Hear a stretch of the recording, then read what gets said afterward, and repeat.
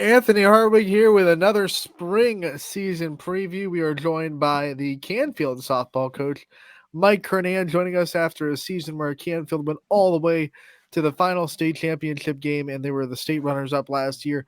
Coach, before we talk about this year, let's get just a reflection on last year. Obviously, the great run you guys had and the lessons you're taking from last year into this year that will carry forward. Well, anytime you make a run and get to state, there's a lesson, valuable experience. You know, so we absorbed that last year. We wanted to carry that over this year with the program, with the team. You know, we had 8 seniors that left last year that did a tremendous job leading this team. So they handed off, uh, the to this next team and at a high level. So there was a good mix of these kids took that baton and kept it high and are keeping expectations high. And they worked a little extra. I mean, getting there and saying, "Hey, this is what it takes to get there." Nice, valuable lesson, and we tried to use that as a piece to help our off season and help us get here to today. With 8 seniors gone, talk about the leadership and how much you've seen kids that are stepping into a much bigger leadership this year, and how much you've already seen how good they're going to be at being leaders of this team. And I tell you what, that's fun to experience and fun to watch. You never know what kind of leadership is uh, you know, inside these kids. And once you go to the off season, like we go through, where we're doing skill work, we're doing conditioning, we're scrimmaging when we can, putting on camps and watching these kids step up. They don't necessarily have to be seniors, but I am going to give a huge pat on the back to these seniors because I'm not sure they could have done any better than lead the team than they have this offseason. With and you have Milena Toth. I'll go right to the seniors real quick. Faith Morell and Jess Shugart in this offseason. Macy Kalina played basketball, but these seniors really, took it upon themselves to lead this team in the offseason to put us in an excellent position today again. Now let's meet the whole cast of your roster. Go through the names and the people that Canfield fans should be watching this season. Well, we have from last year alone, we have Macy Kalina returning. We have a lot of returning starters, which is nice for me, nice for our squad. Macy Kalina is a senior, first baseman, third baseman. Milena Toth, the first team All State pitcher. Faith Morrell, who in the state semifinal game laid down the squeeze bunt to perfection, and so those three are back. Our junior class at second base is Sydney Lutz. Uh, and boy, has she matured even through this preseason, going about a week away from opening day. There's a player that really has matured in the offseason from last year, and she was a great ball player last year. And then you have Marina Koenig, our shortstop, and two freshmen last year that started all season. First team All AAC, Jenna Treveri, and our catcher, our mainstay with Leah and mainstay with Milena, Leah Figueroa, who also, was hand in hand with Milena working out all off season too. So that's the core of the group returning, and that's a nice solid core. Let's talk about now your schedule. Obviously, you play in maybe the toughest conference in the whole state of Ohio. You have yourselves who got to state. You have Fitch who won state, Boardman, Howland who are also very talented, and then Warren Harding who is always scrappy and can never be counted out, especially on the offensive side of the game. Talk about this conference, what it's like going through it, what you expect out of it this year, and what you're hoping to get out of it this year as well. I'm hoping to not tie. How's that? uh, it's a tough league. If you have a state Division One state runner up or Division One state championship, Division Two state runner up, and throw the likes in there of Howland with some great returning players and Boardman with some great returning players, that's one heck of a schedule right there. And like you said, Warren Harding always comes at you scrappy. So that's that's a good schedule just in itself right there, let alone all the other top teams we added on there. And the Myrtle Beach schedule just came out too within the past couple days, and we have some top teams on our schedule from there as well. I mean, then you guys opened the season with Austin down Fitch, and that series is going to be very looked forward to because of the way the last year's went. I know you made that joke about it. I was joking with Steve Ward earlier. You guys just get some lights and just play it as long as you need to this time around. I think that maybe that's why they put us at the beginning of the right. season, just in case we'll play these games out. What's it like to open the season right off the jump with a team that I know everyone on your roster is looking forward to and wants so bad? Yeah, I mean that's a good question because it's just a different factor approaching your season is you're coming out playing a Division I state championship. You're playing a very key game. If our goal is to win the AAC championship, I mean you're playing the games out of the gate against the best team in the state, basically. So I mean, you look at that. Our approach is, I guess, it gets us a little more time to prepare. We had a good talk with the kids a couple weeks ago about prepare with a purpose. They have the best pitcher in the state. They have the best team in the state. They're state champs. We're preparing to try and compete, and if we could put ourselves in a position to win, a plus for us. So, I guess having this time off before the preseason or before the season starts, maybe who doesn't help? I don't know, but we're trying to take advantage of it. That's for sure. You talked about Myrtle Beach. Obviously, that'll be a very fun and tough part of your schedule. Talk about the rest of your non-league schedule and the teams that you're really excited to be a part of your challenges this year. We're keeping the tradition of pulling twice, and they're always good.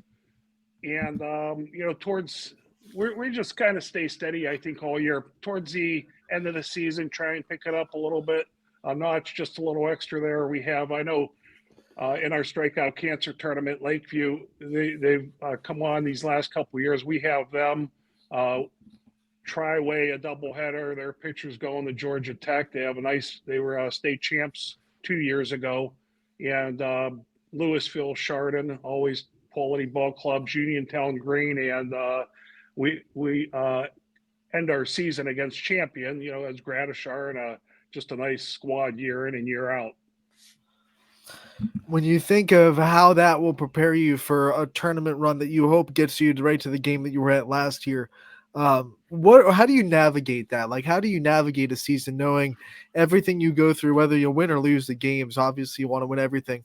It's all trying to get you back to where you went last year. Yeah, I mean, setting a goal to do better than we did last year, I mean, that's a pretty high goal. I mean, yeah, do we want to win the AAC? Sure. Do we want to beat Fit? Sure. Do we want to win a state championship? Sure. I mean, the fact that we have the talent of team that can achieve those goals, that's great. How do we approach that through the season? You just take 1 week at a time, 1 day at a time, one practice at a time, and get yourselves better and prepare physically, mentally. And I see our team, from, again, the off-season winter through our preseason now, and our approach going into our first game. We got a couple scrimmages coming up.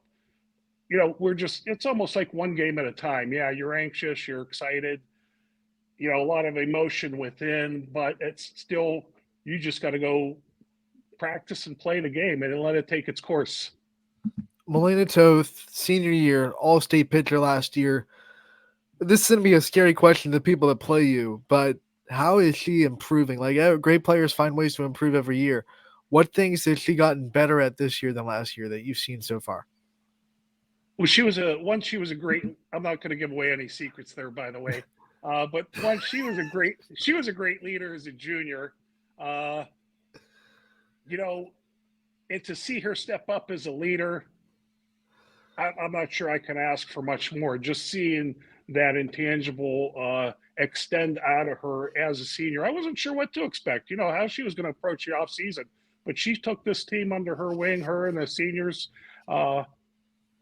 and I couldn't have asked more from a leadership standpoint. She's working hard on her swing. She's working hard on her pitches. We talked about, throwing a little harder, mastering your command, just get a little better at everything. Uh, but she's taken the approach to hitting. She was a top hitter for us, and she worked harder to improve on hitting even more. And her pitches. I told her there's no room uh, to just settle with what you have. And I tell Right. that to all my pitchers: keep getting better. Keep it simple. Keep getting better. I know she wanted that last game to go differently. It wasn't the way she wanted that last championship game to go. How hungry have you seen that make her in this off season, getting ready for this season? How much has she let that drive her ability to work? Yeah, I'm gonna say I'm sure there's a lot in there. We didn't dwell on that a lot. I could have done a lot better job uh, preparing that group for that championship game. We it's just where it is. When you're the leader out there, you happen you're in the eye of everybody. You're there. We got there because of you, our team, but the pitcher's always a main piece. So I mean, when you lose, it sits in a little tougher. But that's the kind of character Milena is. I just can't stress enough the great character is. But she absorbs that uh, maturely, quietly, and I know she's using that as fuel as she did even in the off season and going into this season, for sure, that's been some nice gasoline for the fire. We're talking about your returning pieces, and obviously everyone's so excited to see the players that did so well last year come back. But with 8 seniors gone, there are also new places to pop up and players that are stepping into much bigger roles this year. How have you seen them handle coming into a team that has such high expectations and to hold up that bar and hold up that standard?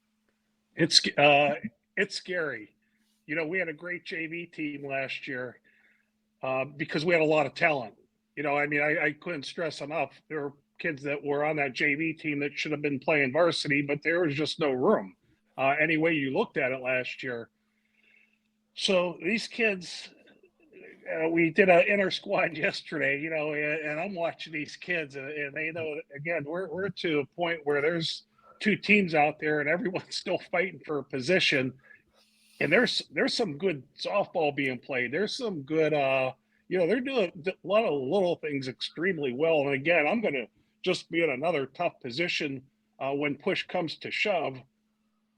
You know, at these main games or towards the end of the season, who's who? Who are the players?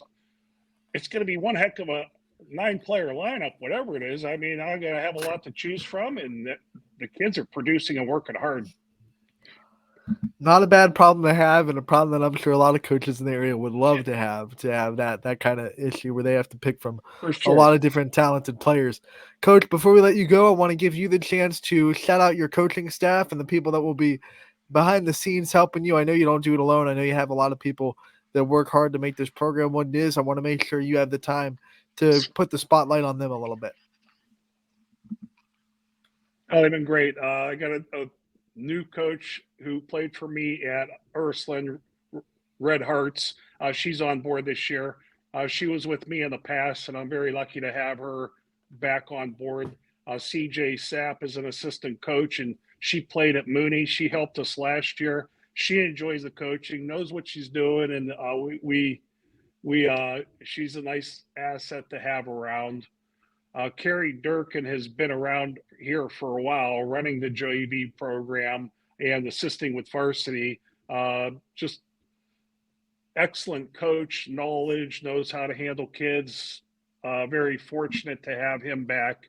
And I'll call her my sister, my assistant coach, Barb Bellestrino, who's, I don't want to say she started with me day one when I started coaching 20 plus years ago. And she's still with me.